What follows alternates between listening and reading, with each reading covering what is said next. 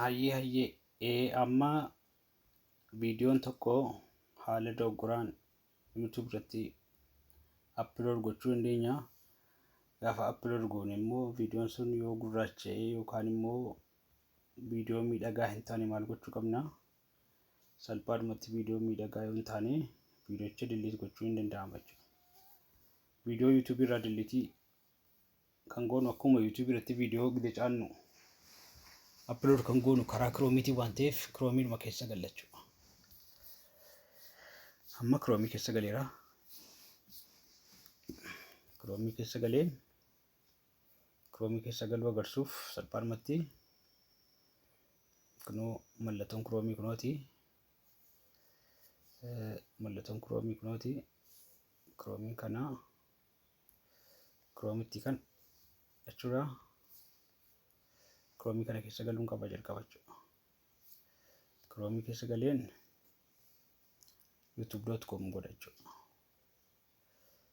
Wanti biraa deemee dhaqan jiru karaa gabaabaatti bakka YouTube keessa galanii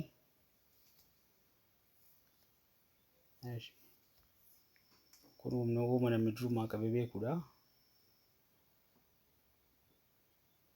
Kan amma sa'aatii ilaallachuu deemaa jiru akka nama YouTube irraa waa adda addaa ilaallachuu deemaa jiru deemna gallachuudha. Desktoppitti gaddarannaa waan biraa miti. Akka nama komentii ilaaluudhaa deemaa jiru.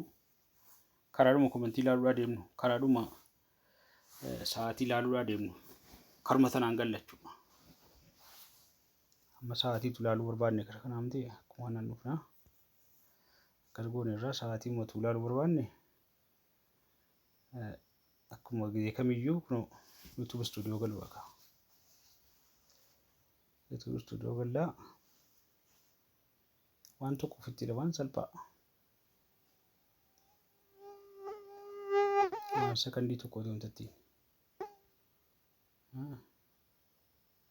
Daqiiqaa lama asitti fudhate malee kanaan daqiiqaa lama ta'e malee Studio ilaaluudhaaf ishi barbaadee fiduu himee. Okay. Amma viidiyoo kan jirru deemnee gallagaa viidiyoo keenya ilaallannaa. Waan haaraa miti wanti tokko haaraan keessa jiru keessaa steepii duraaniiti. Fakkeenyaan namni komentii ilaaluu inni eegasuma daashboordii irra gallaa miti akkuma kanaa. Viidiyoon delete iddee viidiyoon naqaa isaa baamatti deeme. Bakka isaa qofatu asii jedhanii walitti muudhaaf malee adeemsuma viidiyoo irratti laayikii view ardeen itti ilaallatanuuti deemama jechuudha. Kun amma daqiiqaan keenya karaa waan biraatiin gubataadha malee jalaa kun amma rafee viidiyoo irra galaa. Content seetu kan irra galee contentii keessaa contentiin keessaa viidiyoo kana jira jechuudha. Kun daqiiqaan isaa kana kun akkuma itti ilaallatamaati.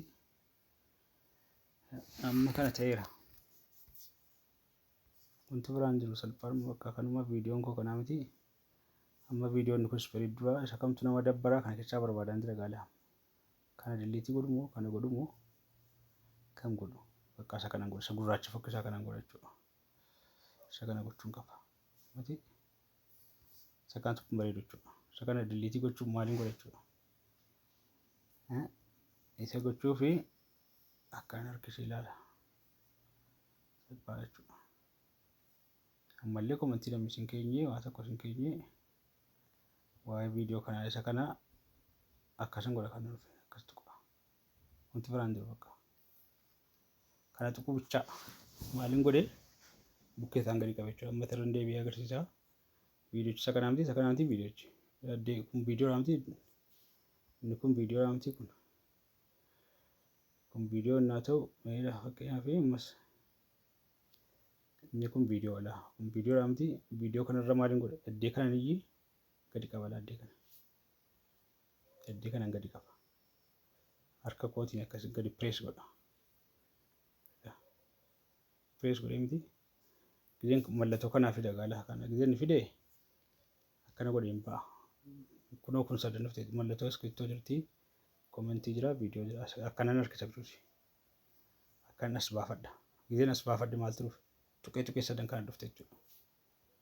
Tuqee sadan kana.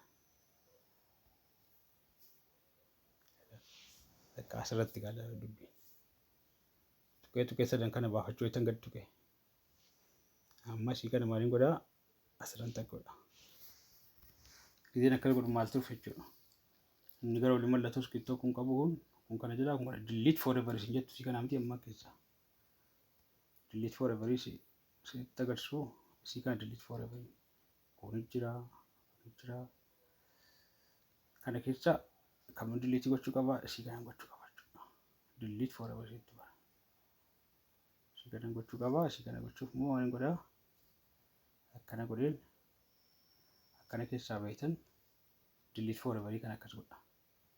Nan tuqa harkaan tuqee miti maal fide kana fide naa kana kanan tuqa laa mallattoo raayitii kanan guuta.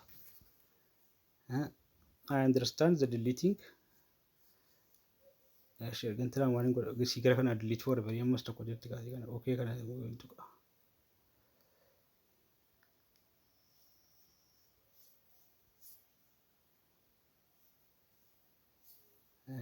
Sitti agarsiifanii maaliifuu si kan delete forever si kana godha baqa. Delete egaa viidiyoon inni gurraachammaa badeera jechuudha. Viidiyoo gurraachammaa ammoo kaasee ka'e immoo kan nama dhibu. Ammoo kaasee ka'e. Kanaaf kana fakkaataa stop